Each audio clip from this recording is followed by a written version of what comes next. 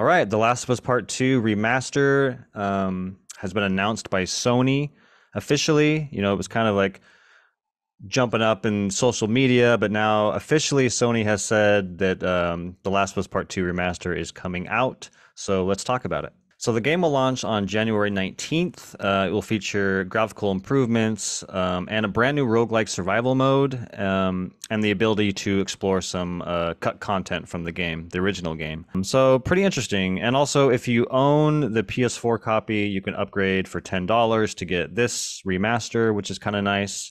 But yeah, I don't know. Like, what do you guys feel about this? Like, I wasn't waking up this morning thinking, oh, golly, I really would love a Last of Us Part 2 remaster. So I wasn't like foaming at the mouth for this, but I don't know. I think there's enough here, at least for $10, to like go back to it. I liked Last of Us Part 2. I thought it was great. I haven't played it since. I just don't think I think once was enough, to be honest with you. Not that it's bad. It's just like the game's like 20, 25 hours and it's kind of a heavy game. So it's not like a game that I'm just like, oh, I can't wait to replay that storyline.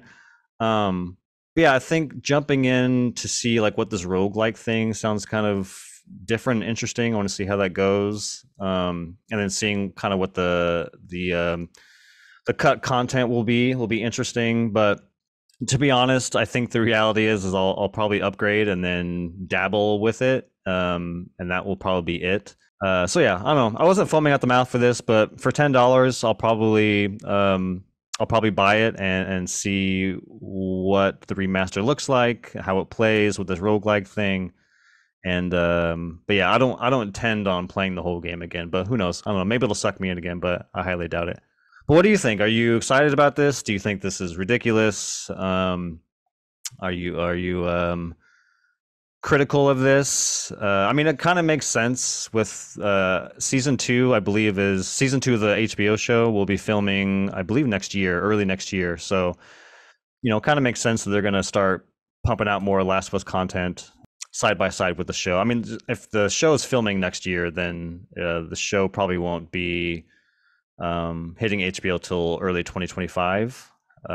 But yeah, anyways, love to know your thoughts. Let me know in the comments below what you think of this remaster. Do you dig it? You think it's ridiculous? Is it something you want, something you don't want? Yeah, let me know. Okay, moving on to some Dune news. Dune 2, it just announced that Dune 2 will arrive 2 weeks earlier than planned.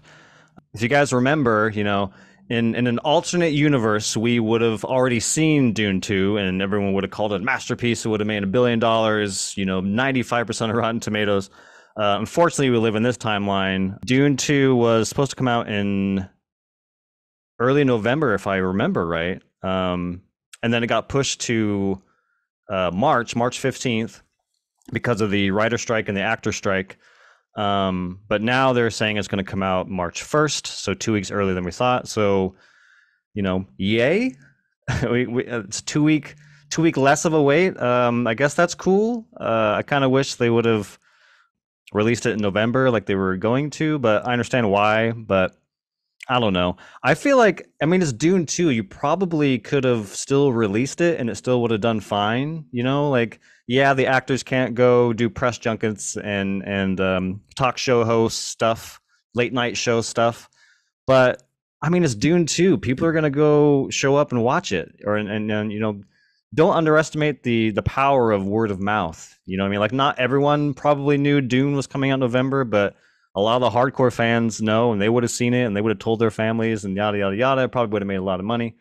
But I do think the reality is that without the actors being able to promote the movie, if they did release in November, they probably wouldn't have made as much money as they would have. But I don't know. I'm just bummed because, I was excited to go see it. But anyways, yeah. So what do you guys think? Dune 2 releases 2 weeks earlier.